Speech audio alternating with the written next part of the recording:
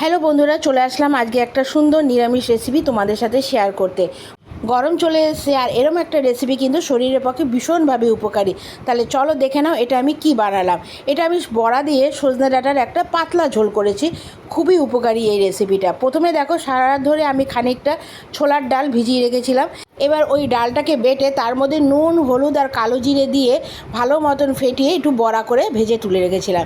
এরপরে দেখো, ওই কড়াইতেই সামান্য তেল দিয়ে বেগুনগুলোকে দেখতেই পাচ্ছ কীভাবে কেটে নিয়েছিলাম। বেগুনগুলোকে হালকা একটু নুন দিয়ে ভেজে নিয়েছিলাম।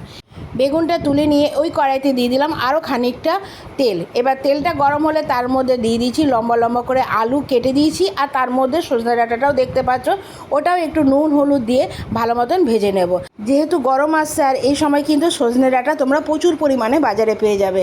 তো রেসিপিটা একবার হলেও ট্রাই করো, এটা কিন্তু শরীরের পক্ষে খুবই উপকারী। তো এর মধ্যে তোমরা আরেকটা জিনিস দিতে পারো, উচ্ছে লম্বা লম্বা করে কেটে একটু ভেজে এই রেসিপিতে যদি তোমরা অ্যাড করতে পারো, সেটাও কিন্তু শরীরের পক্ষে খুবই উপকারী। তো দেখতে পাচ্ছ আলু আর সজনে ডাঁটাটাকেও হালকাভাবে আমি ভেজে তুলে নিয়েছি। এবার হলো কড়াইতে দিয়ে দিলাম আরও খানিকটা তেল, তার মধ্যে দিয়ে দিলাম ফোড়নে 5 ফোড়ন আর একটা শুকনো লঙ্কা আর একটা তেজপাতা। এ কটা জিনিস দেওয়ার পরে আমি একটা মশলা তৈরি করেছিলাম আদা আর কাঁচা লঙ্কার, সেটা আমি 2 চামচের মতন ওই তেলের মধ্যে দিয়ে দিলাম। এবার খানিকক্ষণ একটু রান্না করে নেব। আর সামান্য বেসিক কয়েকটা মশলা এর মধ্যে আমি অ্যাড করেছি, সেটা হচ্ছে ধনে গুঁড়ো আর জিরে গুঁড়ো। এ কটা জিনিসই কিন্তু দিয়েছি, আর পরিমাণ মতন দিয়ে দিয়েছি নুন আর হলুদ।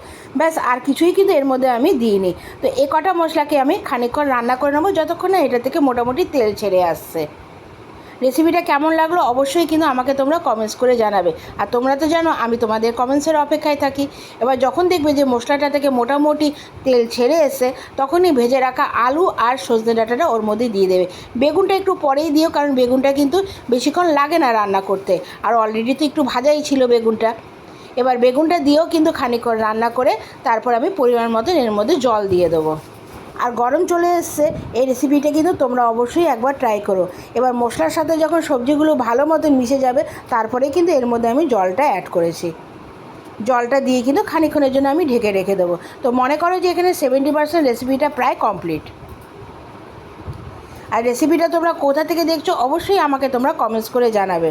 মোটামুটি যখন ঝোলটা ফুটে উঠবে, তখন কিন্তু ভেজে রাখা বড়াগুলো ওর মধ্যে আমি দিয়ে দেবো। বড়াগুলো ভেঙে যেতে পারে, তাই একদম শেষ মুহূর্তেই কিন্তু বড়াগুলো তোমরা এর মধ্যে দেবে। রেসিপিটা ভালো লাগলে কিন্তু একটা লাইক, কমেন্টস আর এটা শেয়ার করে দিও।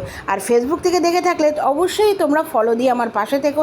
আর যদি ইউটিউব থেকে দেখে থাকো, তাহলে চট করে গিয়ে আমার চ্যানেলটা সাবস্ক্রাইব করে দাও, যাতে এরকম নিত্য নতুন রেসিপি যখনই আমি শেয়ার করব, তার নোটিফিকেশান সবার আগে তোমাদের কাছে পৌঁছে যায়। আবার আসবো, এখনের জন্য টাটা।